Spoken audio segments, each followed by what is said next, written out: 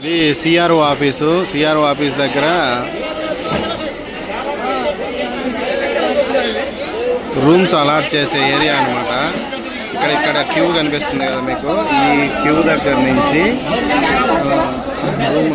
Rooms ఉంటాయి. అక్కడికి వెళ్తే వాళ్ళు రిజిస్ట్రేషన్ చేస్తారు. రిజిస్ట్రేషన్ చేసిన తర్వాత మళ్ళీ ఇక్కడ నెంబర్స్ డిస్ప్లే అవుతున్నాయి కదా ఒక స్క్రీన్ మీద.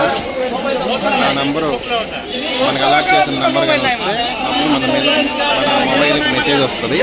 ఆ మెసేజ్ని చూసుకొని మనం మళ్ళీ ఆ రూమ్లోకి వెళ్తే వాళ్ళు మనకి రూమ్ అలాట్ చేస్తారనమాట.